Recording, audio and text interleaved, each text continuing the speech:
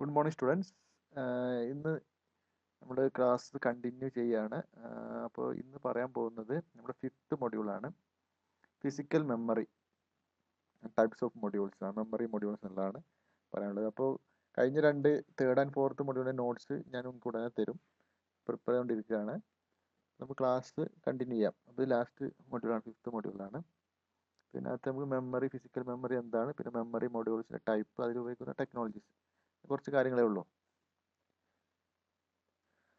അപ്പോൾ നമ്മൾ ഇതുവരെ പഠിച്ചതിൽ മെമ്മറിയെ കുറിച്ചൊക്കെ ജസ്റ്റ് നമ്മൾ പറഞ്ഞിട്ടുണ്ട്. ഇപ്പോൾ ഹാർഡ് ഡിസ്ക് പറയുന്ന കൂട്ടത്തിൽ തന്നെ മെമ്മറിയെ കുറിച്ച് ഐഡിയ കിട്ടാൻ വേണ്ടിയിട്ട് ഞാൻ അത്യാവശ്യം കാര്യങ്ങളൊക്കെ പറഞ്ഞിരുന്നു. നിങ്ങൾ ആ ക്ലാസ് കേട്ട് നോക്കിയാൽ മതി. അപ്പോൾ ഒന്നുകൂടി നമുക്ക് ഒന്ന് റിഫ്രഷ് ചെയ്യാം, ഒന്ന് ഓടിച്ച് നോക്കാം. അപ്പോൾ മെമ്മറി എന്ന് പറയുന്നത് കമ്പ്യൂട്ടർ ഒരു എസെൻഷ്യൽ പാർട്ടാണ്. അപ്പോൾ മെമ്മറി ഇല്ലാതെ കമ്പ്യൂട്ടർ വർക്ക് ചെയ്യാൻ പറ്റില്ല. കാരണം നമ്മൾ ഡാറ്റ പ്രോസസ്സ് ചെയ്യുമ്പോൾ ആ ഡാറ്റയും അതുപോലെ പ്രോഗ്രാംസ് ഒക്കെ സ്റ്റോർ ചെയ്യാനും നമ്മുടെ പ്രോഗ്രാമിൻ്റെ ഔട്ട്പുട്ട് അല്ലെങ്കിൽ റിസൾട്ട് ഒക്കെ സ്റ്റോർ ചെയ്യാനും മെമ്മറി വേണം. അപ്പോൾ ഇൻസ്ട്രക്ഷനും ഡാറ്റയും it is used for storing both instruction and to be execute ചെയ്യേണ്ട ഇൻസ്ട്രക്ഷൻ, അത് പ്രോഗ്രാമും ഡാറ്റയും സ്റ്റോർ ചെയ്യാണ് യൂസ് ചെയ്യുന്നത്. CPU അല്ലെങ്കിൽ സെൻട്രൽ പ്രോസസ് യൂണിറ്റ് ചെയ്യുന്നത് ഈ മെമ്മറിയിൽ ഓരോ ലൊക്കേഷനെ ആക്സസ് ചെയ്യും. അങ്ങനെ അതിലൂടെ പ്രോഗ്രാമിനെയും ഡാറ്റയൊക്കെ അതിൽ നിന്ന് എടുക്കും. അപ്പോൾ അങ്ങനെ ആക്സസ് ചെയ്യാൻ വേണ്ടി ഓരോ ലൊക്കേഷനെ ഐഡന്റിഫൈ ഉപയോഗിക്കുന്ന ഒരു മെമ്മറി അഡ്രസ്സാണ്. ഇതാണ് ഒരു കമ്പ്യൂട്ടറിൻ്റെ ഒരു ഔട്ട്ലൈന്. ഇപ്പോൾ സെൻട്രൽ പ്രോസസ് യൂണിറ്റാണ് നടുക്ക് കാണുന്നത്. അതിൽ കൺട്രോൾ യൂണിറ്റ് ഉണ്ട്, ALU യൂണിറ്റ് ഉണ്ട്, പിന്നെ special purpose processors, cache memory, primary storage, ഇങ്ങനെ പ്രോസറിനകത്ത് തന്നെ കുറച്ച് മെമ്മറി ഉണ്ട്. നമുക്കറിയാം, രജിസ്റ്റർ മെമ്മറി ഒക്കെ നമുക്കറിയാം. ഇൻപുട്ട് ഡിവൈസ് ഇന്ന് ഇൻപുട്ട് കൊടുക്കുന്നു, ആ ഡാറ്റ ഇത് പ്രോസസ് ചെയ്യുന്നു, ഔട്ട്പുട്ട് ഡിവൈസിലേക്ക് ഔട്ട്പുട്ട് ചെയ്യുന്നു. എന്നിട്ട് ആ ഡാറ്റ സെക്കൻഡറി സ്റ്റോറേജിൽ സ്റ്റോർ ചെയ്യുന്നു. അപ്പോൾ ഇവിടെ തൽക്കാലം ഡാറ്റ പ്രോസസ് ചെയ്യുമ്പോൾ തൽക്കാലം വേരിയബിൾസ് ആയിട്ടും ഒക്കെ ആയിട്ട് ഡാറ്റ ഹോൾഡ് ചെയ്യാൻ ഉപയോഗിക്കുന്ന ഒരു മെയിൻ മെമ്മറി ഉണ്ട്, പ്രൈമറി മെമ്മറി എന്ന് പറയും. അതാണ് നമ്മൾ റാം എന്ന് പറയുന്നത്. അതാണ് ഈ കാണിച്ചിട്ടുള്ളത്. പിന്നെ ക്യാഷ് മെമ്മറി, പിന്നെ സ്പെഷ്യൽ പർപ്പസ് ഉള്ള മറ്റ് ഭാഗങ്ങൾ. അപ്പോൾ അതിൽ ഈ പ്രൈമറി മെമ്മറിയാണ് നമ്മുടെ മെയിൻ മെമ്മറി എന്ന് പറയുന്നത്. അത് എപ്പോഴും മനസ്സിലാക്കണം. Primary memory or main memory എന്നാണ് പറയാം. അത് റാൻഡം ആക്സസ് മെമ്മറി ആയിട്ട് റീഡ് ഓൺലി മെമ്മറി 2 ടൈപ്പിലുണ്ട്. റാൻഡം ആക്സസ് മെമ്മറിയാണ് നമ്മൾ മെയിൻ മെമ്മറി ആയിട്ട് യൂസ് ചെയ്യുന്നത്. പിന്നുള്ളൊരു ലെവൽ എന്ന് പറഞ്ഞത് ക്യാഷ് ആണ്. ക്യാഷിന് ലെവൽ 1, ലെവൽ 2 ക്യാഷ് മെമ്മറി ഉണ്ടായത്. ഇവിടെ കാണിച്ച ചിത്രത്തിനകത്ത് നോക്കുക, ഇതാണ് സെൻട്രൽ പ്രോസസിംഗ് യൂണിറ്റ്. ഇവിടെ പ്രൈമറി മെമ്മറി ഉണ്ട്. ഇതിൻ്റെ അടിയിൽ വർക്ക് ചെയ്യുന്ന ഒരു ചെറിയ ഒരു സ്റ്റോറേജ് സ്പേസ് ആണ്. അത് പ്രൈമറി മെമ്മറിയുടെ അത്ര സ്റ്റോറേജ് സ്പേസ് ഉണ്ടാവില്ല. നമുക്ക് റാമിൻ്റെ സൈസ് നോർമലി ഇപ്പോൾ 2GB, 4GB, 8GB അങ്ങനെയൊക്കെയാണ്. അത്രയൊന്നും ഉണ്ടാവില്ല. MB സൈസിലുള്ള മെമ്മറിയാണ്. അതായത് എപ്പോഴും ആവശ്യം വരുന്ന ഫ്രീക്വൻ്റ്ലി യൂസ്ഡ് ഡാറ്റ സ്റ്റോർ ചെയ്യാൻ ഉപയോഗിക്കുന്ന മെമ്മറിയാണ് ക്യാഷ് എന്ന് പറയുന്നത്. ക്യാഷ് എന്ന് പറയുന്നത് ഒരു താൽക്കാലികമായിട്ടുള്ള സ്റ്റോറേജ് എന്നാണ് ഉദ്ദേശിക്കുന്നത്.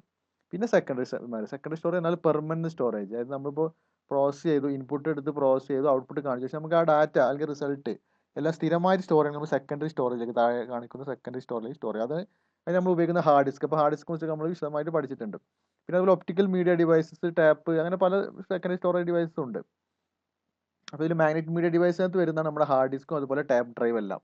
പിന്നെ നമ്മുടെ CD എന്ന് പറയുന്നത് ഒപ്റ്റിക്കൽ ടെക്നോളജി വെച്ചിട്ടാണ് പറയുന്നത്.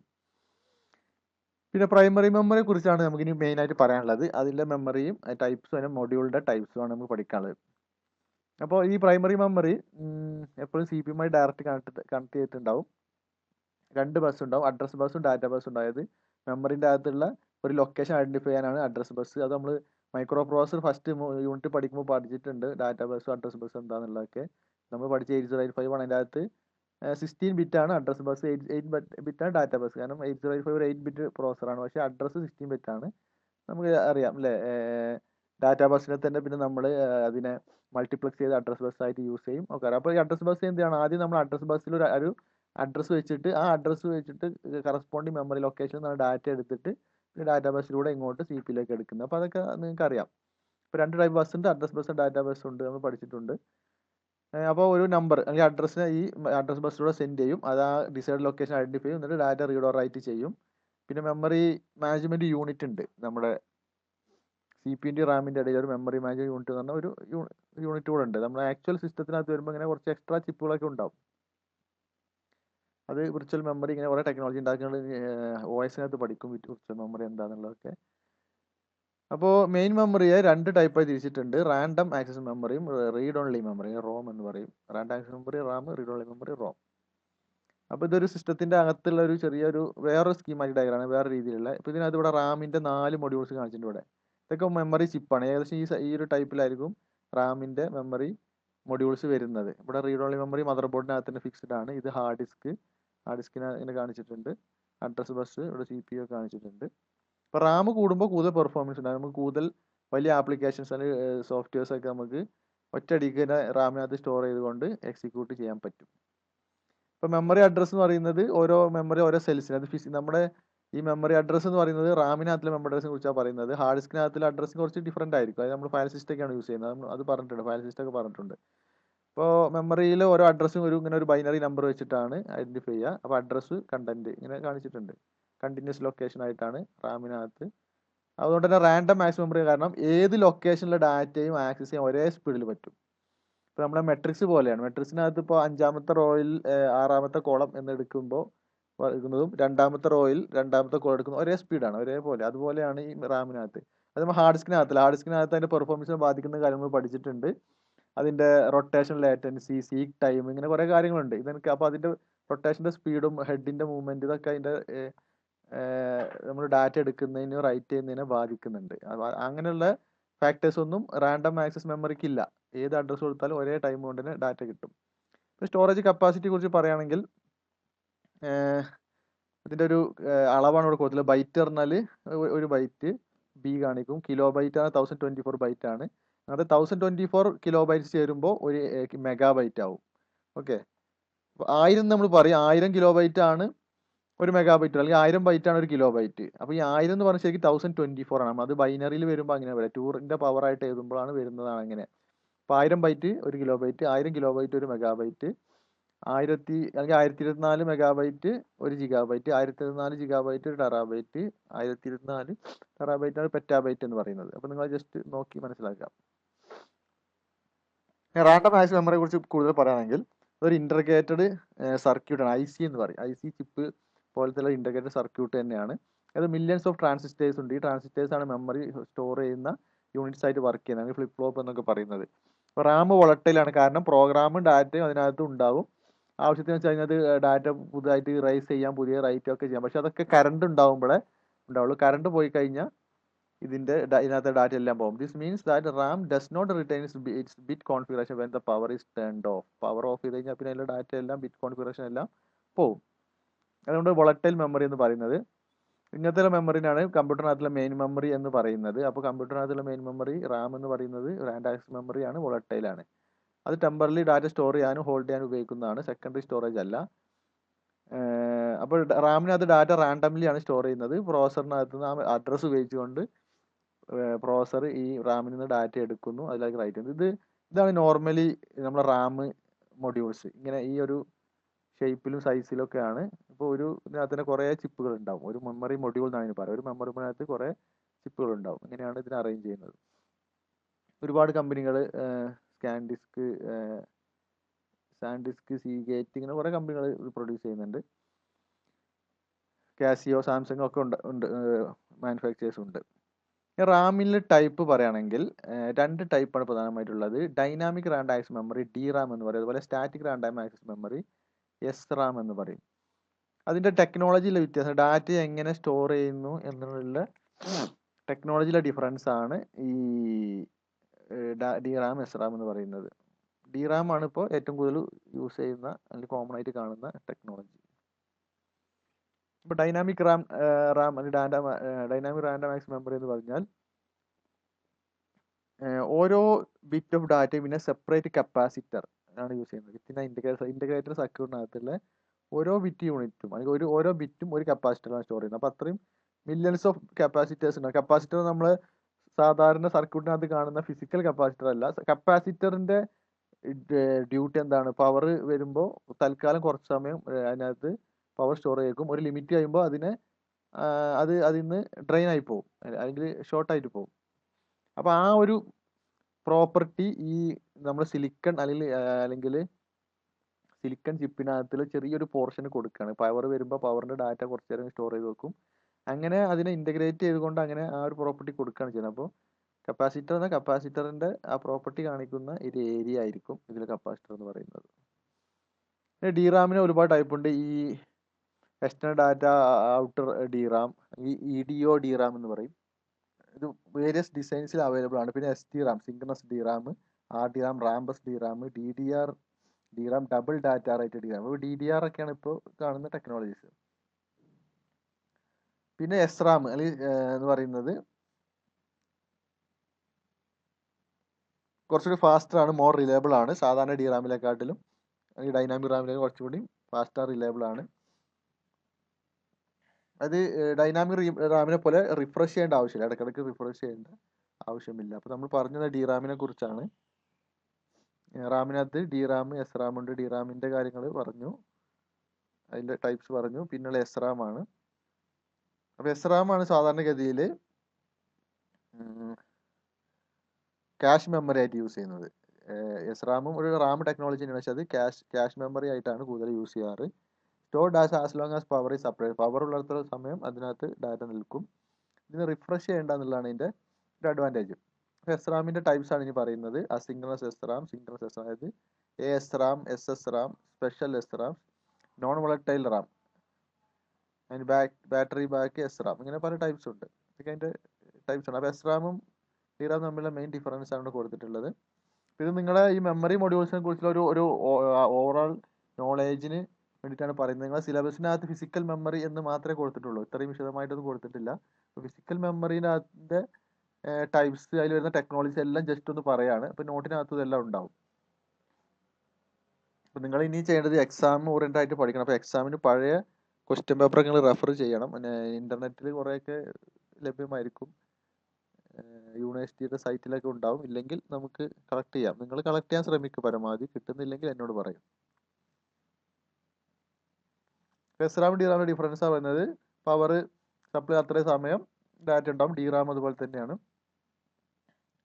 കുറച്ച് ഫ്യൂ മില്ലി സെക്കൻഡ്സ് മാത്രമേ പവർ ഉണ്ടെങ്കിലും ഉണ്ടാവുള്ളൂ. അപ്പോൾ അതിങ്ങനെ റിഫ്രഷ് ചെയ്യണം. ഡാറ്റ ഇങ്ങനെ റിഫ്രഷ് ചെയ്ത് അതിനകത്ത് നിലനിർത്തുന്നത്. ഒരു 6 ട്രാൻസിസ്റ്റേഴ്സിൻ്റെ അറേ ആണ് ഓരോ മെമ്മറി സെല്ലിലുള്ളത്. പക്ഷേ DRAMിനകത്ത് ഒരു സിംഗിൾ കപ്പാസിറ്റർ ആണ് ഒരു ബിറ്റ് സ്റ്റോർ ചെയ്യുന്നത്. റിഫ്രഷ് ചെയ്യുന്നില്ല, ഇത് ഡാറ്റ റിഫ്രഷ് ചെയ്തുകൊണ്ടിരിക്കണം. അതായത് പവർ ഒരു ഫ്യൂ മില്ലി സെക്കൻഡ്സ് മാത്രമേ ഡാറ്റ റിട്ടേൺ ചെയ്യുള്ളൂ. അത് കഴിഞ്ഞാൽ ആ ഡാറ്റ ഒന്നുകൂടെ റൈറ്റ് ചെയ്യണം, അത് റിഫ്രഷ് ചെയ്യണം. അങ്ങനെയാണ് അതിൽ ഡാറ്റ നിലനിർത്തുന്നത്. പവർ ഉള്ളതുകൊണ്ട് അത് ഈസി ആയിട്ട് ചെയ്യാൻ പറ്റും. ഡാറ്റ ആക്സസ് ഫാസ്റ്റ് ആണ്, ഡാറ്റ ആക്സസ് കുറച്ച് സ്ലോവർ ആണ് ഡൈനാമിക് റാമിൽ. SRAMിൽ ഡാറ്റ ആക്സസ് ഫാസ്റ്റ് ആണ്. SRAMിൽ കൺസ്യൂം പവർ കൂടുതൽ യൂസ് ചെയ്യുന്നുണ്ട്, പക്ഷേ DRAM കുറച്ച് പവർ യൂസ് ചെയ്യുന്നുള്ളൂ. ഡാറ്റ ഡെൻസിറ്റി കുറവാണ് SRAMിനകത്ത്. അതേസമയം DRAMിന് കുറഞ്ഞ സ്പേസിന് കൂടുതൽ ഡാറ്റ സ്റ്റോർ ചെയ്യും, ഹൈ ഡെൻസിറ്റിയാണ്. കോസ്റ്റ് കൂടുതലാണ് SRAMിന്, DRAMിന് കോസ്റ്റ് കുറവാണ്. ഇനി റോമിനെ കുറിച്ച് നമ്മൾ മെമ്മറി ടൈപ്പിൽ മെയിനായിട്ട് രണ്ട് ടൈപ്പാണ് പറഞ്ഞത്, റാൻഡം ആക്സസ് മെമ്മറിയും റീഡ് ഓൺലി മെമ്മറി. അത് റാൻഡം ആക്സസ് മെമ്മറിൻ്റെ അകത്തിൽ രണ്ട് കാറ്റഗറിയാണ്, DRAMും SRAMും, ഡൈനാമിക് മെമ്മറിയും സിഗ്നസ് റാമും. അപ്പോൾ ആ കാറ്റഗറി കഴിഞ്ഞ് റീഡ് ഓൺലി മെമ്മറിയെ കുറിച്ചാണ് പറയുന്നത്. ഇത് റൈറ്റ് ഫംഗ്ഷൻ ഇല്ല, ഒരിക്കൽ റൈറ്റ് ചെയ്ത് വെച്ചാൽ പിന്നെ നമുക്ക് റീഡിങ് മാത്രമേ നടക്കുള്ളൂ, അത് മോഡിഫൈ ചെയ്യാൻ പറ്റില്ല. അതുകൊണ്ട് തന്നെ റോം നോൺ വോളറ്റൈൽ എന്ന് പറയും. അപ്പോൾ ഈ റോം സാധാരണഗതിയിൽ നമുക്കിത് മൊഡ്യൂൾസ് എടുത്ത് മാറ്റി പുതിയത് ഫിക്സ് ചെയ്യാനൊന്നും പറ്റില്ല. അത് അധികവും മദർ ബോർഡിൻ്റെ മുഖത്ത് അതുപോലെ ഫിക്സ്ഡ് ആയിരിക്കും. ഇപ്പോൾ ഈ മദർ ബോർഡിന് ഫിക്സ്ഡ് ആയിട്ടുള്ള ഒരു റോം സെല്ലാണ്, റോം ചിപ്പാണിത്. ഇപ്പോൾ റോം പല ടൈപ്പ് ഉണ്ട്. പ്രോം എന്ന് പറയും, അല്ലെങ്കിൽ പ്രോഗ്രാമബിൾ റോം. ഒരിക്കൽ മാത്രം പ്രോഗ്രാം ചെയ്യാം, അല്ലെങ്കിൽ ഡാറ്റ റൈറ്റ് ചെയ്ത് വെക്കാം. ഈ പ്രോം ഇറേസബിൾ പ്രോമാണ്. നമുക്ക് അൾട്രാ വയലറ്റ് ഉപയോഗിച്ചുകൊണ്ട് അതിനെ ഇറേസ് ചെയ്യാൻ പറ്റും ഡാറ്റ. അപ്പോഴും അത് ഒരുപാട് ടൈമൊന്നും ചെയ്യില്ല, നമുക്ക് വേണമെങ്കിൽ മാറ്റാനുള്ള ഓപ്ഷൻ ഉണ്ട്. ഇലക്ട്രോണിക് ഇറേസബിൾ ആണ്. അത് അൾട്രാ വയലറ്റ് ഉപയോഗിച്ച് ഇലക്ട്രോണിക്കലി ഇറേസബിൾ ആണ് ഈ പ്രോം എന്ന് പറയുന്നത്. ഇലക്ട്രോണിക് ഇമ്പൾസ് ഉപയോഗിച്ച് ചെയ്യാൻ പറ്റും. എനിക്ക് സ്പെഷ്യൽ മെഷീനറി വേണം അതിനെല്ലാം. പിന്നെ ക്യാഷ് മെമ്മറിയാണ്, ഹൈ സ്പീഡ് സ്റ്റോറേജ് മെക്കാനിക്സ് ആണ്. മെയിൻ മെമ്മറിൻ്റെ റിസർവ്ഡ് ഏരിയ എന്ന് വേണമെങ്കിൽ പറയാം, പക്ഷേ ഒരു ഇൻഡിപെൻഡൻ്റ് ആയിട്ട് സ്റ്റോറേജ് ഡിവൈസ് ആയിട്ടും നിലനിൽക്കുന്നുണ്ട്. മെയിൻ മെമ്മറിൻ്റെ അകത്തിന് റിസർവ് സ്റ്റോറേജ് ക്യാഷ് ആയിട്ട് ഉപയോഗിക്കാറുണ്ട്, അല്ലെങ്കിൽ ഇൻഡിപെൻഡൻറ്റ് ചിപ്പായിട്ടും ഉപയോഗിക്കാം. നേരത്തെ നമ്മളൊരു SRAMിൻ്റെ ചിപ്പ് കാണിച്ചില്ലേ, ചെറുത്, അതുപോലെയുള്ളതാണ് ക്യാഷ് മെമ്മറി. അപ്പോൾ ഡാറ്റ ആക്സസിനും സിസ്റ്റത്തിൻ്റെ മൊത്തം പെർഫോമൻസിനും സ്പീഡ് ചെയ്യുന്നത്. കാരണം എപ്പോഴും ഫ്രീക്വൻ്റ്ലി ആവശ്യം വരുന്ന ചില ഡാറ്റയ്ക്ക് ക്യാഷിനകത്ത് വെച്ചാൽ പ്രോസറിന് ഡാറ്റ എടുക്കാനും എളുപ്പമാണ്. കാരണം റാമിനകത്ത് ഒരുപാട് ഡാറ്റ ഉണ്ടാവും. അതിന് പകരം കുറച്ചുകൂടെ ഫാസ്റ്ററാണ് ക്യാഷ് മെമ്മറി. അപ്പോൾ SRAM ആണ് കൂടുതൽ ഉപയോഗിക്കാറ്, കാരണം കുറച്ചുകൂടെ ഫാസ്റ്റാണ് SRAM.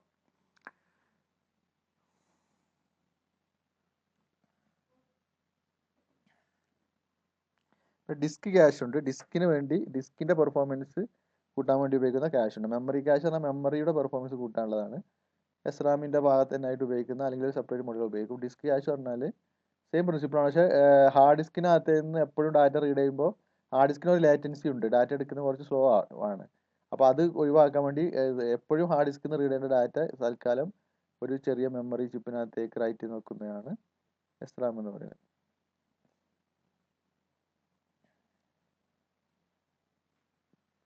ഇനി ക്യാഷ് മെമ്മറിയെ കുറിച്ച് പറയുകയാണെങ്കിൽ ലെവൽ 1 ലെവൽ 2 രണ്ട് ക്യാഷ് ഉണ്ട്. CPU-ന്റെ അകത്ത് തന്നെ ഉള്ളതാണ് ലെവൽ 1 ക്യാഷ്.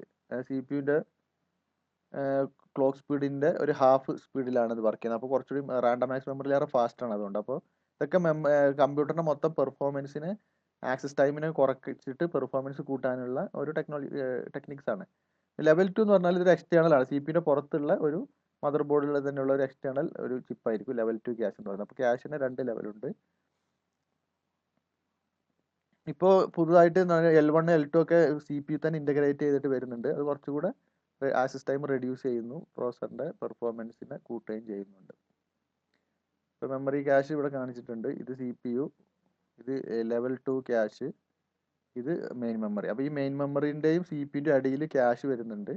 ലെവൽ 1 ക്യാഷ് CPU-ന്റെ അകത്ത് തന്നെ ആയിട്ട് ഇവിടെ കാണിച്ചിട്ടുണ്ട്. ഇതിന്റെ അകത്ത് തന്നെ ചെറിയൊരു മെമ്മറി ഏരിയ ആയിരിക്കും. അപ്പോൾ ഏറ്റവും ഫ്രീക്വന്റ് ആയിട്ട് വരേണ്ടത് അത്, പക്ഷേ അതിന്റെ സ്റ്റോറേജ് സൈസ് കുറവായിരിക്കും. അതിനാൽ കുറച്ചുകൂടി സ്റ്റോറേജ് സ്പേസ് കൂടുതലാണ്, എന്നാൽ സ്പീഡ് കുറച്ച് കുറഞ്ഞിട്ടുള്ളതാണ് ലെവൽ 2 ക്യാഷ്. പക്ഷേ അത് കുറച്ച് സ്റ്റോറേജ് സ്പേസ് കൂടുതലായിരിക്കും. റാമിലേക്ക് വരുമ്പോൾ സ്റ്റോറേജ് സ്പേസ് കൂടുതലാണ്, പക്ഷേ സ്പീഡ് കുറച്ചും കുറവായിരിക്കും. അപ്പോൾ അങ്ങനെയാണ് ഇതിന്റെ ഹൈറാർക്കി വരുന്നത്.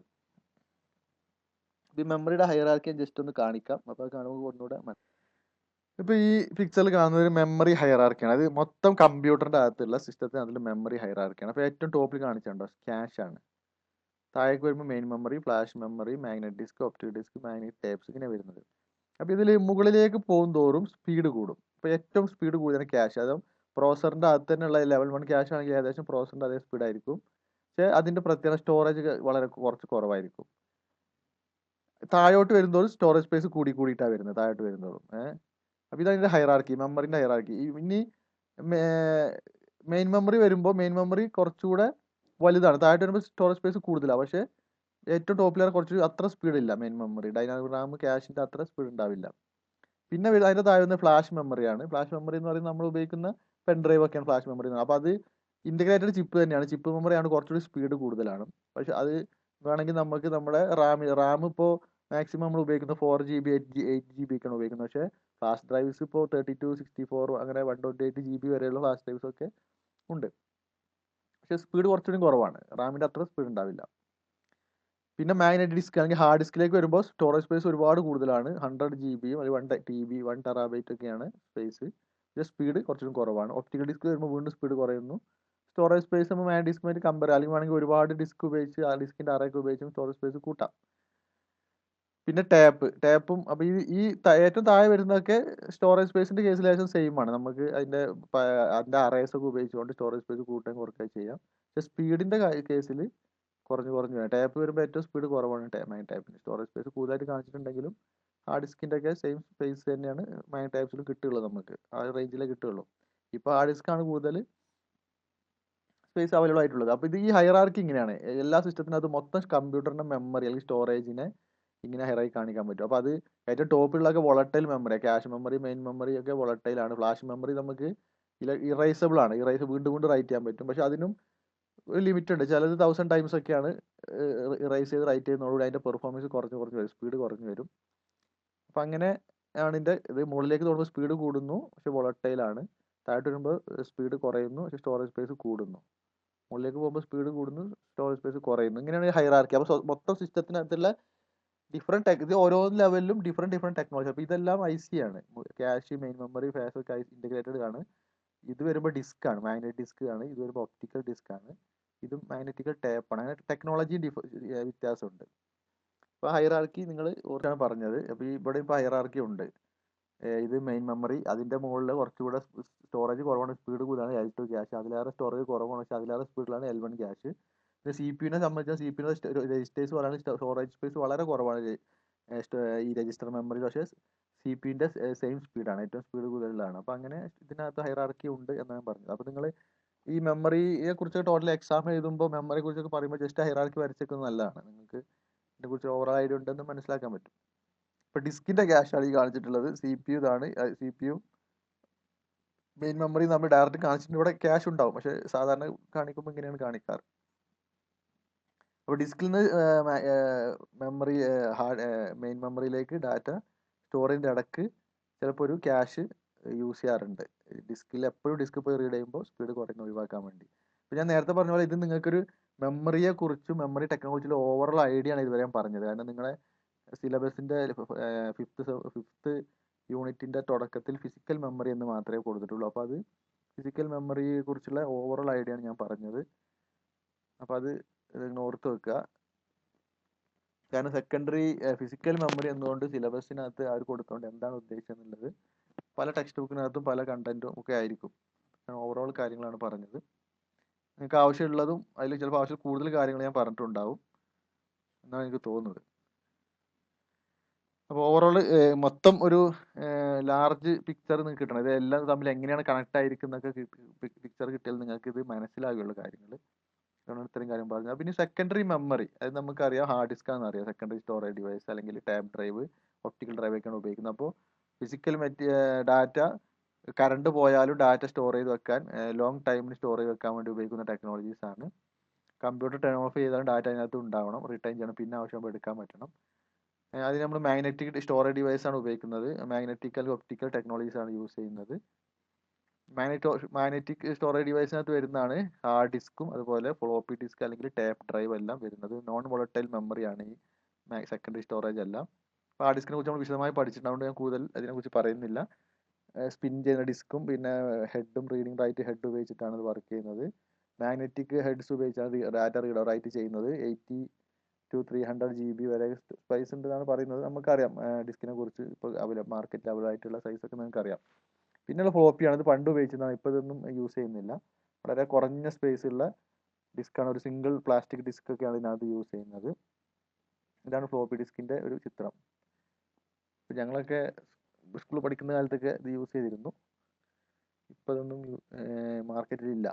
ഇതിൻ്റെ ഡ്രൈവ് ഒന്നും ഇപ്പോൾ സിസ്റ്റത്തിൽ വരുന്നില്ല. പിന്നെ ഒപ്റ്റിക്കൽ സ്റ്റോറേജ് നമുക്കറിയാം സി ഡി ആണ്. സി ഡി ഇപ്പോൾ യൂസ് ചെയ്യുന്നുണ്ട്. എന്നാലും ഫ്ലാഷ് ഡ്രൈവ് ഒക്കെ കൂടുതൽ വന്നതോടുകൂടി ഇതിൻ്റെ ഇത് കുറഞ്ഞു. ഇതിൽ ഒപ്റ്റിക്കൽ പറഞ്ഞാൽ ഒരു ലൈറ്റ് അൾട്രാ വയലറ്റ് UV ഉപയോഗിച്ചാണ് ഇതിൻ്റെ റീഡ് റൈറ്റ് ഒക്കെ ചെയ്യുന്നത്. ഇതിൻ്റെ ടെക്നോളജി നിങ്ങൾക്ക് സിലബസിൽ പഠിക്കാനില്ല, ഹാർഡ് ഡിസ്കേ ഉള്ളൂ. CD DVD എന്നുള്ള ടെക്നോളജി ആയിട്ട് ഇത് അവൈലബിൾ ആണ്. CD എന്ന് പറഞ്ഞാൽ കോമ്പാക്ട് ഡിസ്ക് എന്നാണ് ഉപയോഗിക്കുന്നത്. 3 ടൈപ്സ് CD ഉണ്ട്. CD റീഡ് ഓൺലി ഉണ്ട്, റെക്കോർഡബിൾ ഉണ്ട്, റീറൈറ്റബിൾ ഉണ്ട്. ഇങ്ങനെ ഇപ്പോൾ CD ROM ആണെങ്കിൽ നമുക്ക് ജസ്റ്റ് ഇട്ട് ഉപയോഗിക്കാൻ മാത്രമേ പറ്റുള്ളൂ. നമ്മൾ ഷോപ്പിൽ നിന്ന് വാങ്ങുന്ന അധികം CDR ആണ്. നമുക്ക് ജസ്റ്റ് ഒരു പ്രാവശ്യം റൈറ്റ് ചെയ്യാം, പിന്നെ റൈറ്റ് ചെയ്യാൻ പറ്റില്ല. CDൻ്റെ സ്റ്റോറേജ് സ്പേസ് 700 MB ആണ്. അത് കറക്റ്റാണ്. 700 MB, മാക്സിമം 800 MB ഒക്കെ അവൈലബിൾ ഉള്ളൂ. പക്ഷേ DVDൻ്റെ കപ്പാസിറ്റി കൂടുതലാണ്. പിന്നെ CDRW നമുക്ക് റീറൈറ്റ് ചെയ്യാം, പല പ്രാവശ്യം റീറ്റ് ചെയ്യുന്നാൽ അതിനും ഒരു ലിമിറ്റ് ഉണ്ട്. പിന്നെ ഡിജിറ്റൽ വീഡിയോ ഡിസ്ക്കാണ് DVD. ഇത് കൂടുതലും വീഡിയോ, അതായത് സിനിമയൊക്കെ റിലീസ് ചെയ്യാൻ പബ്ലിഷ് ചെയ്യാൻ വേണ്ടിയിട്ടാണ് ഇത് കൂടുതൽ യൂസ് ചെയ്യുന്നത്. 20 times ഫാസ്റ്റർ ആണ്. 50 times സ്റ്റോറേജ് സ്പേസും കൂടുതലാണ്. 70 GB ഡാറ്റ വരെയൊക്കെ ചില DVDയിൽ യൂസ് ചെയ്യാൻ പറ്റും. DVD ROM പോലെ DVD ROM-ന് DVD-R ഉണ്ട്, DVD-RW ഉണ്ട്. ഇപ്പോൾ ലാസ്റ്റ് ഒക്കെ ഉണ്ടായിരുന്ന എല്ലാ ഡ്രൈവുകളും DVD-RW CD ഡ്രൈവൊക്കെ ആയിരുന്നു സിസ്റ്റത്തിൽ. പിന്നെയുള്ള ഫ്ലാഷ് മെമ്മറിയാണ്. നോൺ വോളറ്റൈൽ മെമ്മറി എന്ന് പറഞ്ഞു. EEPROM ആണ്, electronically erasable programmable read only മെമ്മറിയാണ് ഈ EEPROM എന്ന് പറയുന്നത്. നമ്മൾ ഫ്ലാഷ് ഡ്രൈവ് അല്ലെങ്കിൽ പെൻ ഡ്രൈവ് ആയിട്ടാണ് യൂസ് ചെയ്യുന്നത്. പിന്നെ ബ്ലൂറേ ഡിസ്ക് എന്ന് പറഞ്ഞാൽ വേറെ ടെക്നോളജിയാണ്, DVDൻ്റെ തന്നെ മറ്റൊരു ടെക്നോളജിയാണ്. അപ്പോൾ ഇത്രയും കാര്യങ്ങളാണ് ജനറലായിട്ട് പറഞ്ഞത്. ഇതെല്ലാം നിങ്ങൾക്ക് ഏകദേശം അറിയുന്ന കാര്യങ്ങൾ, നമ്മൾ യൂസ് ചെയ്യുന്ന കാര്യങ്ങളാണ്, നമുക്ക് ജനറലി അറിയുന്ന കാര്യങ്ങളാണ്. നമ്മൾ സിലബസ് ഇനി പറഞ്ഞിട്ടുള്ളത് ടൈപ്സ് ഓഫ് മെമ്മറി മൊഡ്യൂൾ. അപ്പോൾ ഫിസിക്കൽ മെമ്മറി എന്ന് പറഞ്ഞതിനാണ് ഞാൻ ഇത്രയും കാര്യങ്ങൾ പറഞ്ഞത്. ഇനി അടുത്ത ടൈപ്സ് ഓഫ് മെമ്മറി മൊഡ്യൂൾസ് ആണ്. അപ്പോൾ എനിക്ക് തോന്നുന്നു ഇന്ന് അത്യാവശ്യം സമയം ആയിട്ടുണ്ട്. അപ്പോൾ ഇന്ന് ടോപ്പിക്സ് ഇത്രയും നിർത്താം. ഓക്കെ, അപ്പോൾ ടൈപ്സ് ഓഫ് മെമ്മറി മൊഡ്യൂൾസിന് അടുത്ത ക്ലാസ്സിൽ പറയാം. ഇന്നത്തെ ജനറൽ കാര്യങ്ങളായതുകൊണ്ട് എല്ലാം ഒന്നിച്ച് പറഞ്ഞതാണ്. അപ്പോൾ അത്യാവശ്യം ടൈം ആയിട്ടുണ്ട്. അപ്പോൾ that's all for today. Thank you.